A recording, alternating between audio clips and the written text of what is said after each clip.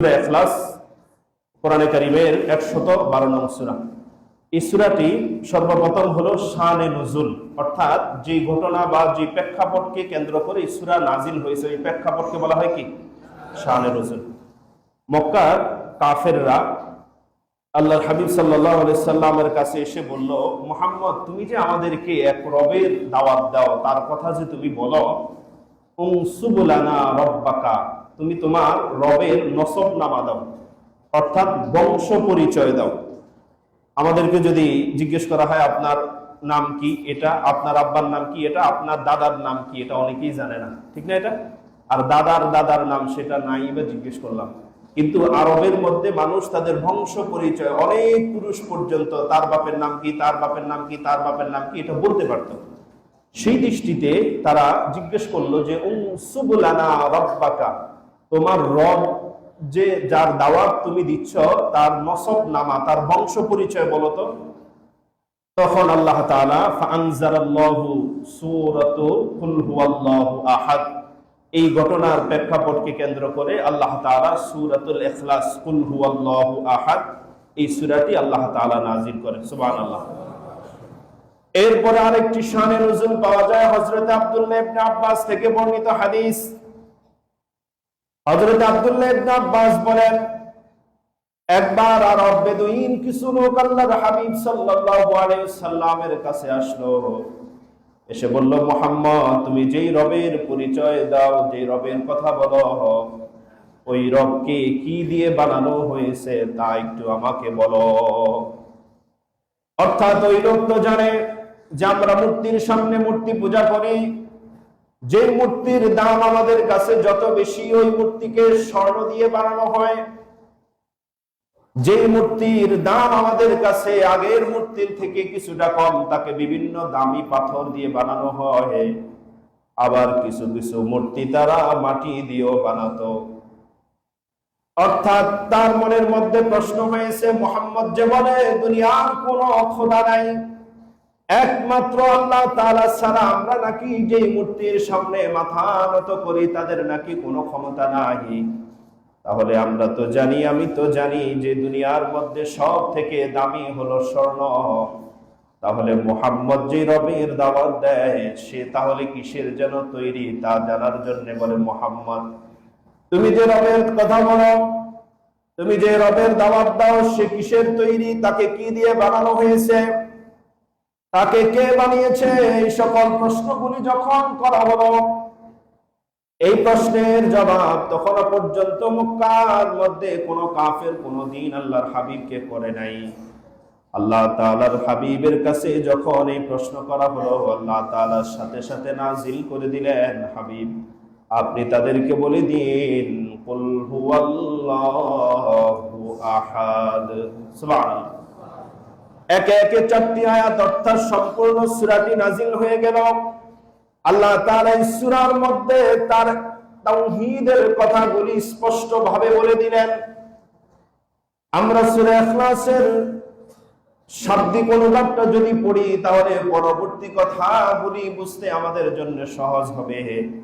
আল্লাহ তাআলা বললেন, হাবিব আপনি বলে দিন, কুল হুয়াল্লাহু আহাদ, বলুন আল্লাহ এক এবং অদ্বিতীয়। সুবহানাল্লাহ। সকলে বলেন আল্লাহ কয়জন? সকলে বলেন আল্লাহ কয়জন? আল্লাহ তাআলা বললেন, কেননা তখন পর্যন্ত মক্কায় যত ধর্ম ছিল, খ্রিস্টান, ইহুদি, মূর্তি পূজক সহ যত ধর্ম ছিল, কেউই কখনো এক খোদার ইবাদত করত তখন পর্যন্ত কেউ ছিল না। সবাই একাধিক রবের, একাধিক খোদার সামনে মাথা নত করত। একমাত্র মুহাম্মদ সাল্লাল্লাহু আলাইহি ওয়াসাল্লাম এমন এক জীবন ব্যবস্থার কথা তাদের সামনে উপস্থাপন করলেন। আল্লাহ তাআলা বলেন, তুমি বলে দাও, কুল হুয়াল্লাহু আহাদ, আল্লাহ হলেন তিনি যিনি এক এবং অদ্বিতীয়, যিনি একজন, তার সাথে অন্য কেউ শরীক নেই, তার সাথে কোনো সমকক্ষ কেউ নাই। আল্লাহ তাআলা এরপরে বললেন, আল্লাহুস সামাদ, আল্লাহ তাআলা হলেন এমন রব যিনি অমুখাপেক্ষী। সুবহানাল্লাহ। আল্লাহ তাআলা কি? সকলে বলেন অমুখাপেক্ষী, তিনি কারো মুখাপেক্ষী নন। এরপর আল্লাহ তাআলা বললেন লাম ইয়ালিদ ওয়া লাম ইউলাদ। দুইটা কথা আল্লাহ তাআলা বললেন লাম ইয়ালিদ ওয়া লাম ইউলাদ, তিনি কাউকে জন্ম দেননি এবং তিনিও কারো কাছ থেকে জন্মগ্রহণ করেন নাই। সুবহানাল্লাহ। তৎকালীন সময়ে যত মূর্তি ছিল সব ছিল মানুষের হাতে বানানো। কি ছিল? সব ছিল মানুষের হাতে বানানো। আবার এমন কিছু পূজা তারা করত, সূর্যের পূজা করত, চন্দ্রের পূজা করত, তারকারাজির পূজা করত, বড় বড় পর্বতমালার পূজা তারা করত। ওটা হলো আল্লাহ তাআলার নিজের বানানো। সুবহানাল্লাহ। এজন্য আল্লাহ তাআলা বললেন লাম ইয়ালিদ ওয়া লাম ইউলাদ। আমার রব হলো, আল্লাহর হাবিব বলেন আমার রবের পরিচয় হলো তিনি কাউকে জন্ম দেননি এবং তিনি নিজেও কারো কাছ থেকে জন্মগ্রহণ, তিনি নিজেই স্বয়ং সম্পূর্ণ। সুবহানাল্লাহ। পৃথিবীর একমাত্র মাবুদ, একমাত্র রব হলেন আল্লাহ, যিনি নিজেই স্বয়ং সম্পূর্ণ সর্বদিক দিয়ে। সুবহানাল্লাহ। ওই রব কার রব? সকলে বলেন ওই রব কার রব? বলেন আমার রব। ওই রব কার রব? ওই রবের নাম কি? আল্লাহ। এরপর আল্লাহ তাআলা সূরা ইখলাসের শেষ আয়াতের মধ্যে বলেন ওয়ালাম ইয়াকুল্লাহু কুফুয়ান আহাদ। আল্লাহ তাআলার সমকক্ষ, সমতুল্য দুনিয়ার শুধু নয়, আসমান এবং জমিন সৃষ্টি জগতের মধ্যে কোনো কিছুই নাই। সুবহানাল্লাহ। এবার বলেন আমাদের রবের পাওয়ার কম না বেশি? আমাদের রবের ক্ষমতা কম না বেশি? এমন রবের বান্দা হতে পেরে আপনারা খুশি? এবার আমরা আসি সূরা ইখলাসের শাব্দিক অনুবাদ শুনলাম। এবার সূরা ইখলাসের ফজিলত, সূরা ইখলাসের ফজিলত। এই হাদিসটি রয়েছে বুখারী শরীফের 3273 নং হাদিস। আনা আয়েশা সিদ্দিকা রাদিয়াল্লাহু তাআলা আনহা আন্নাহা ক্বালাত। হযরত আয়েশা সিদ্দিকা রাদিয়াল্লাহু তাআলা আনহা বলেন আন্নান নবী সাল্লাল্লাহু আলাইহি ওয়াসাল্লাম বা'আথা রাজুলান আলা সারিয়াহ। আল্লাহর হাবিব সাল্লাল্লাহু আলাইহি ওয়াসাল্লাম একজন সাহাবীকে যুদ্ধের ময়দানে পাঠাবেন, তাকে সেনাপতি করে যুদ্ধের ময়দানে তাকে পাঠালেন। وكان يقرأ لأصحابه في صلاتهم أيختم بقل هو الله أحد। ওই সাহাবী যখন তার সাথীদেরকে নিয়ে অর্থাৎ অন্যান্য সাহাবায়ে কেরামদেরকে নিয়ে যখন তিনি নামাজ আদায় করতেন, তখন তিনি প্রত্যেক নামাজেই কুল হুয়াল্লাহু আহাদ এই সূরাটি তেলাওয়াত করতেন। সুবহানাল্লাহ। ওই সাহাবীর অভ্যাস ছিল কি? ফায়াখতিমু বিকুল হুয়াল্লাহু আহাদ। যত নামাজ পড়তেন প্রত্যেক নামাজেই দ্বিতীয় রাকাতে সূরা ফাতিহার পরে কোন সূরা পড়তেন? ফজরের সময় সবাই শুনতো, জোহর আসরে কেউ শুনতো না, মাগরিব এশার সবাই শুনতো। একই সিস্টেমে প্রত্যেক দিন তিনি এই কাজটা করতেন। পেছন দিক থেকে সাহাবায়ে কেরাম কিছুটা বিরক্ত বোধ করলেন যে কি শুরু করেছে, প্রত্যেক ওয়াক্তের মধ্যেই কোন সূরা পড়ে। কিন্তু তারা ওই সাহাবীকে কিছু বলে নাই, বলার সাহস পায় নাই। কেন পায় নাই? জি বলেন তো একটু। কেননা তিনি হলেন কে? সেনা প্রধান, তিনি হলেন নেতা। এজন্যে মনের মধ্যে প্রশ্ন জাগতো, খারাপ লাগতো, কিন্তু এই নেতা তো তিনি নিজেই হয় নাই, এই নেতা বানিয়েছেন কে? আল্লাহ বানাইছেন। মুহাম্মাদুর রাসূলুল্লাহ। জবাব দেওয়ার সময় একটু সতর্ক হয়ে দিবেন, কেমন? এবার সাহাবায়ে কেরাম যুদ্ধ শেষ হয়ে গেল, মুসলমানরা বিজয় লাভ করলো। ফালাম্মা রাজাউ যাকারু যালিকা লিন-নবী সাল্লাল্লাহু আলাইহি ওয়াসাল্লাম। সাহাবায়ে কেরাম যুদ্ধ করে যখন মদিনায় ফিরে আসলেন। তখন সাহাবায়ে কেরাম এই কথাটি আল্লাহর হাবিবকে জানালো, ইয়া রাসূলুল্লাহ, এই সাহাবী তো এই কাজটা করে, প্রত্যেক নামাজের মধ্যেই দ্বিতীয় রাকাতে সূরাতুল ইখলাস পড়ে। আল্লাহর হাবিব শুনে বললেন, সালু, তোমরা তাকে জিজ্ঞেস করো, লিআইয়ি শাইইন ইয়াসনাউ যালিকা, সে কেন এই কাজটি করে, তোমরা তাকে জিজ্ঞেস করো। সাহাবায়ে কেরাম বললেন, ফাসালু, আমরা তাকে জিজ্ঞেস করলাম, আমরা কয়েকজন গিয়ে এবার তাকে জিজ্ঞেস করলাম যে আপনি যে আমাদের সেনা প্রধান ছিলেন, যুদ্ধের অভিযানে যতদিন আপনার সাথে ছিলাম, তখন তো ভয়ে কিছু বলতে পারি না, এবার অর্ডার পেয়েছি, এবার অর্ডার পেয়েছি, এবার বলেন তো, এই যে আপনি আমাদের সাথে এই কথা এমন যে করলেন, প্রত্যেক নামাজের মধ্যে সূরা ইখলাস পড়েন, প্রত্যেক নামাজের মধ্যে যে পড়েন, এই কাজটি আপনি কেন করেন? ওই সাহাবী তখন জবাব দেয়, লিআন্নাহা সিফাতুর রহমান, এই সূরার মধ্যে আমার রব, আমার আল্লাহর গুণাবলী বর্ণনা করা হয়েছে। সুবহানাল্লাহ। ওয়া আনা উহিব্বুহু আন আকরা বিহা, ওয়া আনা উহিব্বুহু আন আকরা বিহা, এই জন্যই আমি নামাজের মধ্যে এই সূরাটা যখন তেলাওয়াত করি আমার কাছে ভালো লাগে। সুবহানাল্লাহ। এই কথা যখন আল্লাহর হাবিবকে জানানো হলো, ইয়া রাসূলুল্লাহ, আপনার এই সাহাবী তো এই কথা বলে, আল্লাহর হাবিব শুনে বললেন, ফাআখবিরু, তোমরা তাকে জানায়া দাও, আন্নাল্লাহা ইউহিব্বুহু, আল্লাহ রাব্বুল আলামিন নিজেই ওই সাহাবীকে ভালোবাসে। সুবহানাল্লাহ।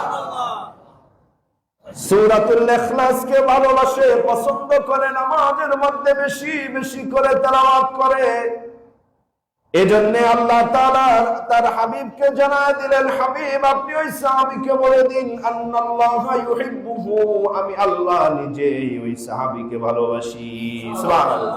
শিক্ষা, এখন থেকে আমরাও যখন এই সূরা নামাজের মধ্যে পড়ব, তখন এই সূরাটা বুঝে শুনে পড়ব তো ইনশাআল্লাহ। তিনটা জিনিস করবেন। কয়টা জিনিস? এক নাম্বার, বুঝবেন, শুনবেন, অর্থাৎ আপনি যা বলতেছেন ওইটা আপনি অনুধাবন করবেন।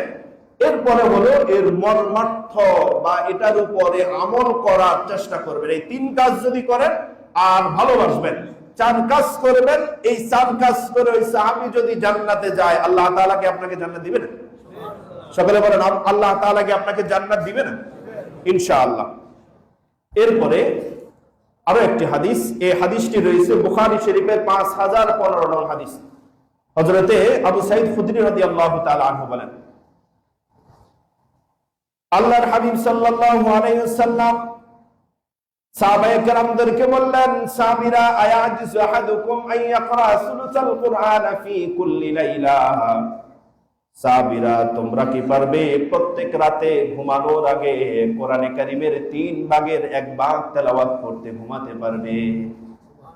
আল্লাহর হাবিব সাহাবায়ে কেরামদেরকে বললেন, সাহাবীরা, আয়াজিজু আহাদুকুম আন ইয়াকরা সুলুসাল কুরআন ফি কুল্লি লাইলা, তোমাদের মধ্যে কে কে কাজটি করতে পারবে যে প্রত্যেক দিন ঘুমানোর আগে কোরআনে কারীমের 3 ভাগের 1 ভাগ, মোট 15 পারা, ঠিক না? তাহলে 10 পারা। তিনি বললেন যে 3 ভাগের 1 ভাগ অর্থাৎ 10 পারা কোরআনে কারীম তেলাওয়াত করে ঘুমাতে পারবে প্রত্যেক দিন, এমন কে কে আছে? এই কথা শুনে সাহাবায়ে কেরাম ফাশাক্কা যালিকা আলাইহিম, তাদের কাছে প্রস্তাবটা কঠিন মনে হয়ে গেল। এই কাজটি করা সহজ না কঠিন? সহজ। এটি জিন্দা ওলি সব। সাহাবায়ে কেরাম বলে, ফাশাক্কা যালিকা আলাইহিম, আমাদের জন্য কঠিন, আর ইসমানী মসজিদের মুসল্লিদের জন্য কি? কারণ আমরা তো পড়বো না, বুঝছো, আমরা তো পড়বো না তা তো জানি, তাই সহজ, ঠিক না? এটা তাহলে প্রত্যেক দিন ঘুমানোর আগে ধরেন 1 পারা পড়তে যদি 30 মিনিট, একেবারেই যদি কম সময় ধরি, তাহলে 30 মিনিট যদি ধরি, তাহলে 300 মিনিট লাগবে 10 পারা পড়তে। 300 কে 60 দিয়ে গুণ দেন, কত? 5 ঘন্টা লাগবে। 5 ঘন্টা যদি আমি হুজুর এই 10 পারা পড়ি, তাহলে ঘুমাবো কখন? ঠিক না? এটা এজন্য সাহাবায়ে কেরাম বললেন, ফাশাক্কা যালিকা আলাইহিম, আমাদের কাছে এটা কঠিন মনে হলো। তখন আমরা আল্লাহর হাবিবকে বললাম, ওয়াকালু, আমরা বললাম, আইয়ুনা ইউতিকু যালিকা ইয়া রাসূলুল্লাহ, হে আল্লাহর রাসূল, আমাদের মধ্যে এমন কে আছে যে আমলটি করতে পারবে? অর্থাৎ হে আল্লাহর রাসূল, আমরা তো এটা পারবো না, এটা তো কঠিন কাজ। একদিন যদি বলতেন তাহলে হইতো, ঠিক না? এটা একদিন যদি বলতেন তাহলে তো, বা মাঝে মাঝে বলতেন তাহলে, কিন্তু কুল্লু লাইলা, প্রত্যেক রাত্রে, এটা তো ইয়া রাসূলুল্লাহ আইয়ুনা ইউতিকু যালিকা ইয়া রাসূলুল্লাহ, এটা তো আমাদের পক্ষে সম্ভব না। আমাদের মধ্যে কে আছে এমন যে পারবে? ফাকাল রাসূলুল্লাহ সাল্লাল্লাহু আলাইহি ওয়াসাল্লাম, আল্লাহর হাবিব বললেন, করা, পড়েন, কুল হুয়াল্লাহু আহাদ, আল্লাহুস সামাদ, লাম ইয়ালিদ ওয়া লাম ইউলাদ ওয়া লাম ইয়াকুল লাহু কুফুয়ান আহাদ, হিয়া সুলুসাল কুরআন। আল্লাহর হাবিব বললেন, এই হলো কোরআনে কারীমের 3 ভাগের 1 ভাগ। সুবহানাল্লাহ। এবার বলেন, ঘুমানোর আগে 10 পারা পড়ে ঘুমাতে পারবেন কে কে? এইবার যায়, ঠিক আছে, এইবার কি হয়েছে? সহজ হয়েছে। তাহলে আমরা প্রত্যেক দিন ঘুমানোর আগে 1 খতম কোরআন তেলাওয়াত করে ঘুমাবো। সকলে রাজি আছেন তো ইনশাআল্লাহ? আল্লাহ তাআলা তৌফিক দেন, প্রত্যেক বলে আমিন। 1 খতমের জন্য পড়তে হবে কয়বার? 3 বার। মাশাআল্লাহ। এরপরে আরো একটি হাদিস, এই হাদিসটি রয়েছে মুসনাদে আহমদের 12432 নং হাদিস। হাদিসটি বর্ণনা করেছেন হযরত আনাস ইবনে মালিক রাদিয়াল্লাহু তাআলা আনহু। তিনি বলেন, জাআ রাজুলুন ইলা রাসূলিল্লাহি সাল্লাল্লাহু আলাইহি ওয়াসাল্লাম, একজন সাহাবী আল্লাহর হাবিব সাল্লাল্লাহু আলাইহি ওয়াসাল্লামের কাছে আসলেন। ফাকাল, তারপর তিনি বললেন, ইয়া রাসূলুল্লাহ, ইন্নী উহিব্বু হাদিহিস সূরা কুল হুয়াল্লাহু আহাদ। হে আল্লাহর রাসূল, আমি এই সূরা কুল হুয়াল্লাহু আহাদ, এই সূরাকে আমি অনেক ভালোবাসি। সুবহানাল্লাহ। তিনি বললেন, ইয়া রাসূলুল্লাহ, কোরআনে কারীমের এই ছোট্ট এই সূরাটিকে, উহিব্বু হাদিহিস সূরা কুল হুয়াল্লাহু আহাদ, এই সূরাটি আমার কাছে অনেক ভালো লাগে, আমি এই সূরাটিকে অনেক ভালোবাসি। ফাকাল রাসূলুল্লাহ সাল্লাল্লাহু আলাইহি ওয়াসাল্লাম, আল্লাহর হাবিবের কথা শুনে তাকে বললেন, হুব্বুকা ইয়াহা আদখালাকাল জান্নাহ। সুবহানাল্লাহ। আল্লাহর হাবিব বললেন, হুব্বুকা ইয়াহা আদখালাকাল জান্নাহ, তুমি শুনে রাখো, এই ভালোবাসাই তোমাকে জান্নাতে পৌঁছে দিবে। এই ভালোবাসাই তোমাকে জান্নাতে পৌঁছে দিবে। সুতরাং যে ব্যক্তি সূরা ইখলাসকে ভালোবাসবে, সূরা ইখলাসের মর্ম বুঝবে, সূরাতুল ইখলাসের উপরে ঈমান রাখবে, জ্ঞান রাখবে, জ্ঞান রেখে জেনে শুনে ভালোবাসবে। আমাদের ভালোবাসা হয়ে গেছে সস্তা ভালোবাসা। এখন থেকে আপনারাও অনেকে নিয়ত করেছেন, আজ থেকে সূরা ইখলাসকে ভালোবাসবো, কিন্তু আবার সেকুলারিজমের উপরও বিশ্বাস করব, ঠিক না? সূরা ইখলাসকে ভালোবাসবো, আবার মাজারেও যাব। সূরা ইখলাসকে ভালোবাসবো, পীরের পায়ে সিজদা দিব। সূরা ইখলাসকে ভালোবাসবো, আবার শিরকও করব। সূরা ইখলাসকেও ভালোবাসবো, আমার যারা আল্লাহ তাআলার বিরোধিতা করে আমরা তাদের সাথেও থাকবো। এমন মুনাফিকি করলে এই ভালোবাসা দিয়ে কোনো লাভ হবে কি? হবে না। এটা বুঝবেন। কিন্তু আপনি জান্নাত এত সহজ মনে করবেন না। আল্লাহ তাআলা বলেন, আফা হাসিবতুম আন্নামা খালাকনাকুম আবাসা, তোমরা কি এত সহজ মনে করেছো যে আমি আল্লাহ তোমাদেরকে এমনিতে ছেড়ে দিব? কি মনে করেন আপনি? আমার এই ওয়াজ শুনে শুধু দেদারসে সুবহানাল্লাহ সুবহানাল্লাহ পড়বেন আর সূরা ইখলাস পড়েন, কি পড়েন আপনি জানেন না, আপনি বুঝেন না, আমার মনে মনে সালাকি করে। যদি বুঝি তাহলে তো বিপদ। বুঝলে কি বলেন? যদি বুঝতে যাই হুজুর তাহলে তো দল করা, যদি বুঝতে যাই হুজুর তাহলে তো এই বাপ দাদারা মিলে যে দল করছে, যে যা যা করছে এগুলি তো সারা। এজন্য হুজুর ভালোবাসমু ঠিক আছে, তবে এত বুঝা শোনা, এই কি মুসলমান না মুনাফিক? বলেন মুসলমান না মুনাফিক? এবার বলেন, এই যদি গোষ্ঠী সহ যদি সূরা ইখলাস না, পুরা কোরআনে কারিমের সব সূরাকে যদি ভালোবাসে কিন্তু মানে না, ভালোবাসে।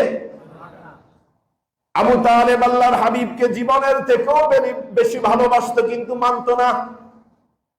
কিন্তু কি ভালোবাসতো কিন্তু। এবার বলেন তো আবু তালেবের এই ভালোবাসা কি তাকে জাহান্নাম থেকে বাঁচাতে পারবে কি? এজন্য আমার ওয়াজ শুনে সুবহানাল্লাহ বলেন, তা ঠিক আছে, কিন্তু ধোঁকায় পড়ে যাবেন না। কিন্তু ধোঁকায় পড়া। এরপরে আরেকটি হাদিস, এই হাদিসটি রয়েছে তিরমিজি শরীফের 1301 নম্বর হাদিস। এই হাদিসটিও বর্ণনা করেছেন হযরত আনাস ইবনে মালিক রাদিয়াল্লাহু তাআলা আনহু। তিনি বলেন, মদিনার একজন আনসারী সাহাবী ছিলেন, তিনি মসজিদে কুবার ইমাম ছিলেন। মসজিদে কুবার তিনি, এই সাহাবী আবার আরো বেশি অ্যাডভান্স।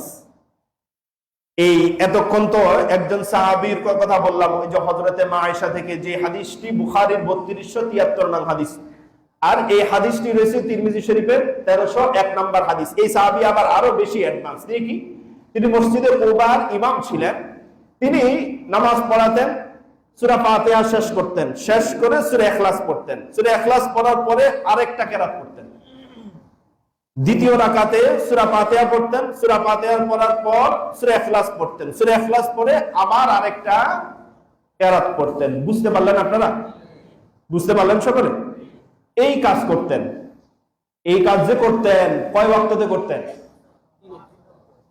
5 ওয়াক্তে করতেন। 3 ওয়াক্ত সাক্ষী থাকতো, 2 ওয়াক্ত সাক্ষী থাকতো না। এবার বলেন, আপনাদের ইসমাইলি মসজিদের হুজুর যদি এই সিস্টেমে যদি নামাজ পড়ায়, হুজুরের চাকরি থাকবে না যাবে? বলেন, হুজুরের চাকরি থাকবে না যাবে? হুজুর আজকে দুপুরের খানা খাবো না, আপনার চাকরি খাবো, ঠিক না এটা? কিন্তু ওই সাহাবীর চাকরি কেউ খায় না। তাহলে তখনকার খাওয়া খাইর অভ্যাস ছিল না, এখন আমাদের চাকরি খাওয়া অভ্যাস আছে। তখন এই বিষয়টা নিয়ে কথাবার্তা হচ্ছিল সাহাবায়ে কেরামের মধ্যে। তখন সাহাবায়ে কেরাম তাকে বলেই বসলেন, আচ্ছা আপনি এই কাজটা কেন করেন? আপনি সূরা ফাতিহা পড়েন, সূরা ইখলাস পড়েন, ঠিক আছে, হয়তো আপনি রুকুতে যান, কিন্তু আপনি সূরা ইখলাস পড়েন আবার আরেক জায়গা থেকে পড়েন। এখন কথা হলো, প্রথম রাকাতে সূরা ইখলাস পড়ছেন, দ্বিতীয় রাকাতেও আপনি সেম কাজটা করেন, দ্বিতীয় রাকাতেও সূরা ইখলাস পড়েন, এই কাজটা আপনি কেন করেন? বিরক্তি প্রকাশ করলো। তখন তিনি বললেন, শোনো, তোমরা যদি চাও আমি এই মসজিদে নামাজ পড়াই, আমি এইভাবেই নামাজ পড়াবো। যদি তোমরা চাও আমাকে ইমাম রাখো, আর যদি না চাও তাহলে আমার চাকরি খাইয়া দাও। এই তো, যদি তোমাদের ভালো লাগে, পছন্দ, আমার পিছনে নামাজ পড়া, যদি ভালো না লাগে তাহলে আমার পিছনে তোমাদের নামাজ পড়ার দরকার নেই। তখন সাহাবায়ে কেরাম না না না, আপনি আমাদের মধ্যে সম্মানিত মানুষ, আপনি নামাজ পড়ান। তখন এই কথাটা আস্তে আস্তে করে সাহাবায়ে কেরাম আল্লাহর হাবিবকে জানালো, জি ইয়া রাসূলুল্লাহ, এই সাহাবী তো এই কাজ করে। আল্লাহর হাবিব সাল্লাল্লাহু আলাইহি সাল্লাম ওই সাহাবীকে ডাকলেন, ডেকে জিজ্ঞেস করলেন, মায়া নাউকা আনতা ফালা মা আসহাবিহি, তোমার সাথীরা তোমাকে যা বলে তা তুমি শুনো না কেন? অর্থাৎ তোমার সাথীরা তোমাকে যা বলে তা তো ঠিকই বলে, যৌক্তিক কথা বলে, তুমি এই কাজটি কেন করো? ওয়ামা ইয়াহমিলুকা আলা লুজুমি হাদিহি সূরা, আর তুমি প্রত্যেক রাকাতে এই সূরাকে নিজের উপর অত্যাবশ্যক করে নাও কেন? দুইটা কথা। প্রথম কথা হলো, তোমার সাথীরা তোমাকে যেই কথা বলেছে তা তো ঠিক আছে, কিন্তু তুমি এটা মানো না কেন? দ্বিতীয় কথা হলো, ওয়ামা ইয়াহমিলুকা আলা লুজুমি হাদিহি সূরা, তুমি প্রত্যেক নামাজের প্রত্যেক রাকাতে এই সূরাকে নিজের উপর অত্যাবশ্যক করে নাও কেন?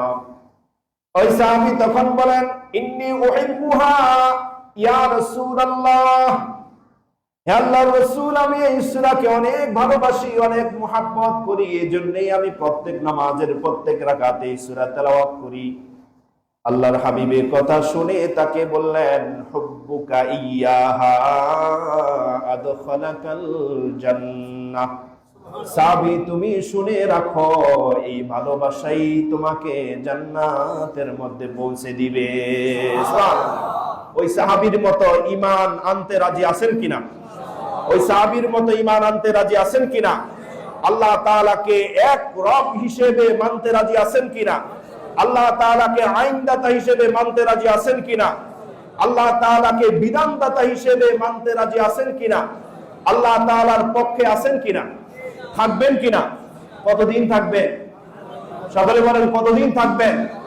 নির্বাচনের আগ পর্যন্ত, ঠিক না? তাহলে কয়দিন? জি, যতদিন বাঁচবো ততদিন কার সাথে থাকবো? আল্লাহ তাআলা কবুল করুক, প্রত্যেক বলি আমিন।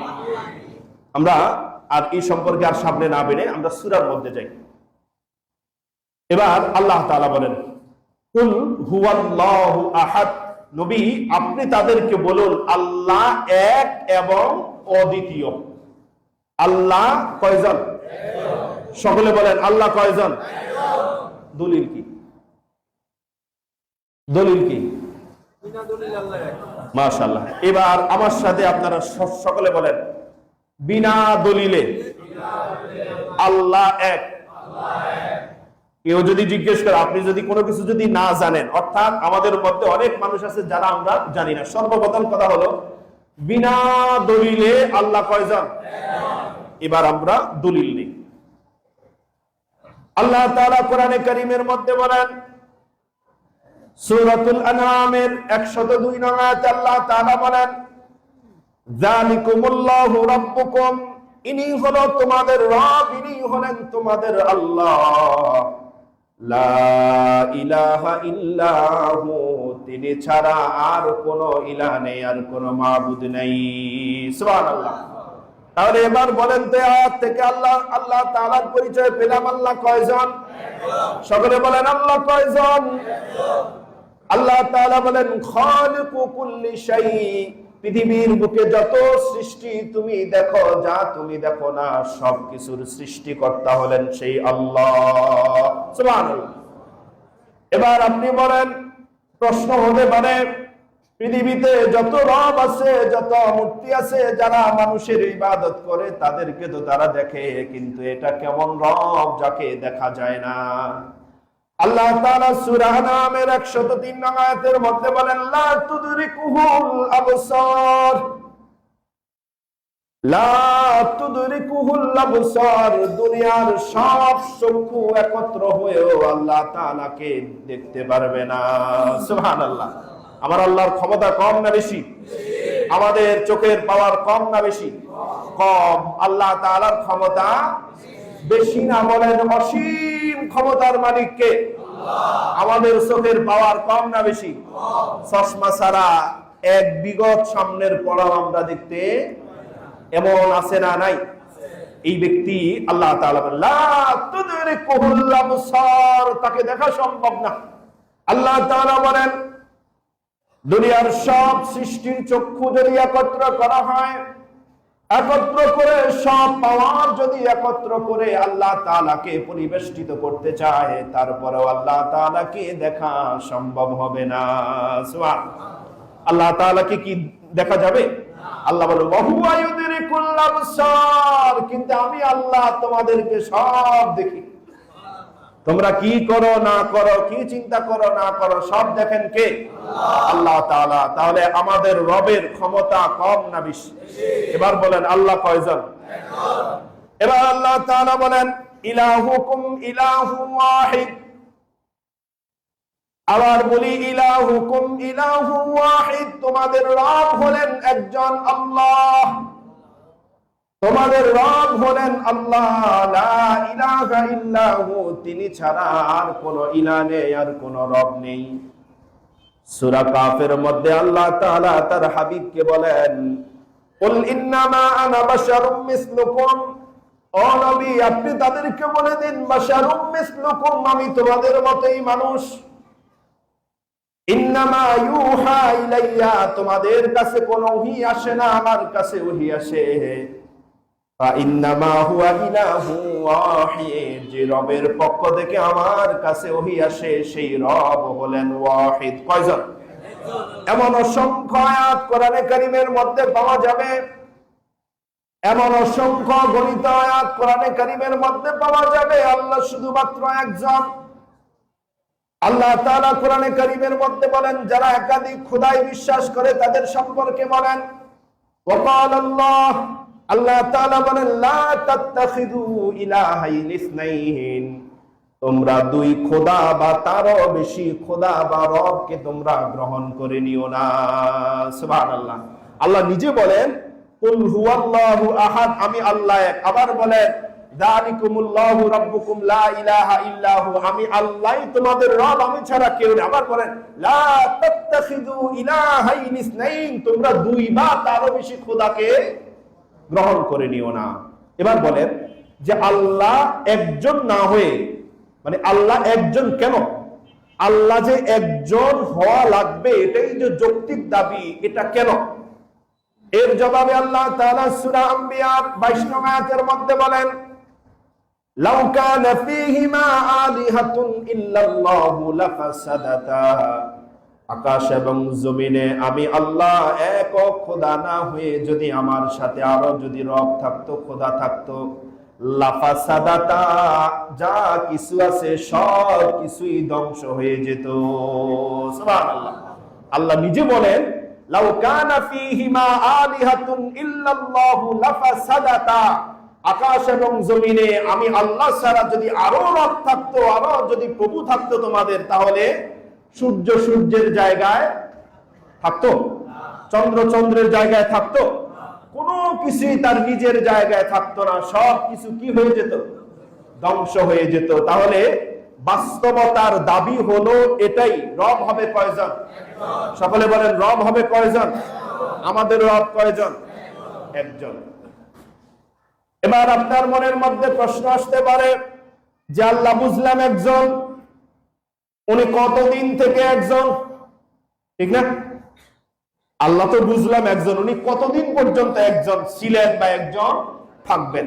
আল্লাহ তাআলা এর জবাব কোরআনে কারীমের সূরা হাদীদের 3 নং আয়াতের মধ্যে বলেন, হুয়াল আউয়ালু ওয়াল আখিরু, তিনি শুরু থেকে আছেন, শেষ পর্যন্ত তিনি থাকবেন, ওয়াজ যাহিরু ওয়াল বাতিন, প্রকাশ্য এবং গোপন যত কিছুই থাকুক না কেন সব জায়গার মধ্যে তোমাদের রব হলেন আল্লাহ। সুবহানাল্লাহ। আল্লাহ কয়জন? সকলে বলেন, আল্লাহ কয়জন? সিজদা দিবেন কাকে? সাহায্য চাইবেন কার কাছে? বিপদে পড়লে স্মরণ করবেন কাকে? মাজারে যাবেন তো এখন থেকে? পীরের কাছে যাবেন তো? পীরের কাছে বিপদ মুসিবতের মধ্যে পড়লে গরু ছাগল কুত্তা বিলাই দিয়ে আসবেন তো? শেষের দুইটা দিয়ে, গরু ছাগল যদি নাও দেন, শেষের দুইটা কি দিবেন? দেওয়ারও দরকার নাই, যাওয়ারও, বলেন দেওয়ারও দরকার নাই, গেলেই ঝামেলায় পড়ে যাবেন। গেলেই দেখবেন কি সুন্দর করে মিলাদ পড়ে, আপনি বলবেন ও আমগো হুজুরে কি পড়ে, এই জায়গাতে সুরের অভাব নাই, ঠিক না? মানুষ পড়ে যায়, মানুষ গর্তের মধ্যে পড়ে, এটা দেখেই চাকচিক্য দেখে। মিলাদ পড়ে এমন টান দিবে, গজল বলে এমন টান দিবে, গজল মিলাদ টিলাদ পড়ে, আপনি দেখবেন এগুলির সাথে ইসলামের কোনো সম্পর্ক নেই। কিছু কথা হয়তো ভালো হতে পারে, কিন্তু মূলত সমস্যা। আপনি আটরশি যান, দেখবেন যে খিচ্চা মিলাদ পড়বে, নারী পুরুষ সব একত্র হয়ে, আপনি বলবেন যে আমগো হুজুরে কি ওয়াজ করে দেখছো নি? এর মধ্যে আসলে কোন জায়গা ঠান্ডা হয়ে যায়, কি হয় বলেন? কলিজা ঠান্ডা হয়ে যায়। ইস্পাহানি মসজিদের হুজুরের ওয়াজ শুনে কলিজা, তাহলে আমরা ঠান্ডার পক্ষে না গরমের পক্ষে? হ্যাঁ, আচ্ছা ঠিক আছে। তাহলে আল্লাহ তাআলা কয়জন? এই বিষয়ে আর কোন দলিল লাগবে? দলিল আছে আরো, যদি লাগে তাহলে। এরপরে আল্লাহ তাআলা একজন। দ্বিতীয় আয়াতে আল্লাহ তাআলা বলেন, আল্লাহুস সামাদ, আল্লাহ অমুখাপেক্ষী। আমি আরবিটা বলবো, আপনারা বাংলা বলবেন, ঠিক আছে? আল্লাহুস সামাদ। সকলে কিন্তু বলে না, আমি কিন্তু শেষে কিন্তু আবার জিজ্ঞেস করবো, কিন্তু না হলে কিন্তু চাকরি থাকবো না। আল্লাহুস সামাদ, শুধু মুখ দিয়ে বললেন তো, এই তো। এবার মর্মার্থ বুঝেন। আল্লাহ অমুখাপেক্ষী, কারো মুখাপেক্ষী না।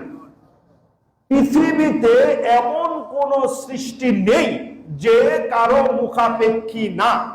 বুঝতে পারলেন আমার কথা? আবার বলি, পৃথিবীর বুকে শুধু কিন্তু মানুষ না, যত সৃষ্টি, ধরেন এটা, এই যে মাইকটা, এটা এটার ক্ষমতাটা কি? আমি কথা বলবো, এই কথাটাকে মেশিনে পৌঁছে দিবে, আমার ছোট আওয়াজটাকে বড় করে তুলবে, এই তো। এই মাইক কি নিজে চলে না কেউ চালায়?